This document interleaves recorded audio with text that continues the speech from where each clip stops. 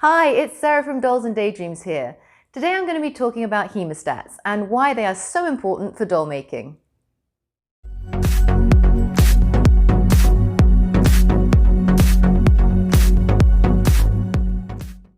So what are hemostats? They're basically, they look like tweezers attached to scissors. You can get them straight or you can get them curved.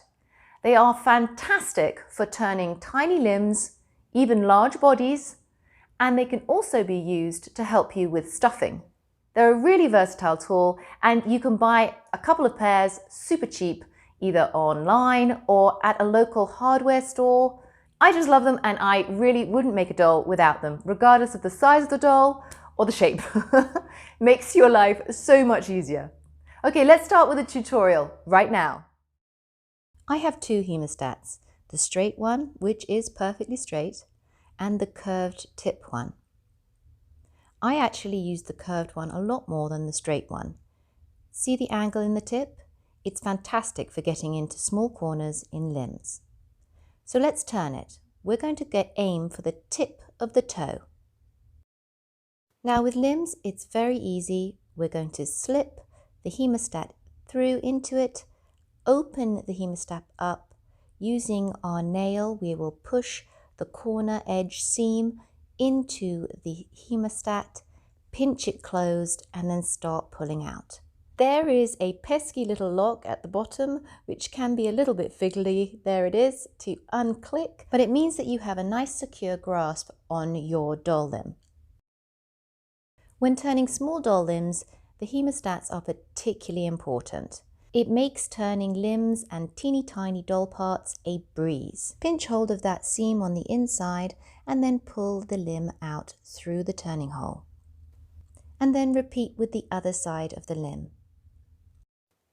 After the limb is turned, you can use the tip of the hemostats right at the end, because it's blunt, to gently roll around the inside of your seam. This will then push out all your curves. Your limb is now ready for stuffing. You can also use the hemostats to stuff your limbs, especially small, tiny, fiddly ones. Open up the stuffing hole, take a little piece of fluffed stuffing and start pushing it into your limb. This is particularly useful for directing the stuffing exactly where you want it, for example, in little thumbs or in the tips or corners or edges. It really also helps when you want to have very firmly stuffed limbs, because you can really pack the stuffing down. Lovely and firm. I do want to note here that the tips of the hemostats have ridges on them. So if you're using particularly fragile material for your doll, I would really suggest you are very, very careful when turning with hemostats, especially if you have a very small seam allowance.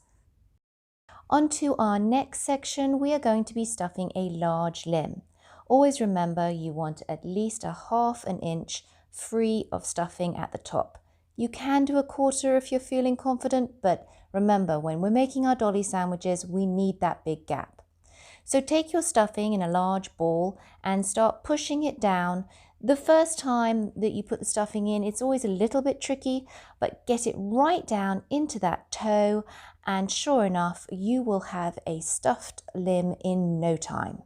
Just remember, the toes are packed firmly, but as you go up the leg, it's nice and loose. Right, onto a doll. Pop your hemostats through the opening and go up towards the top ear. Whether it's a softie or a doll, your main objective is to get that side seam into the top of your hemostats. Grab the ear with the hemostats and pull Teddy out through the stuffing hole opening. Well, that was quick and easy, wasn't it? With the hemostats closed, use your tip and work around the edges of your softie so that you're kind of pushing them out. This is especially important in the neck area and the limbs.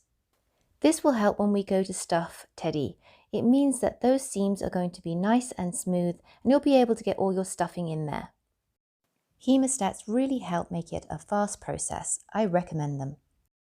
I hope this has helped, and the next time you make a dolly, you use a pair of hemostats. Whether your favorite is curved or straight, it really doesn't matter. I have both. I love them. If I lose them, I think I would cry. Anyway, take care, happy sewing, and I'll see you here next week.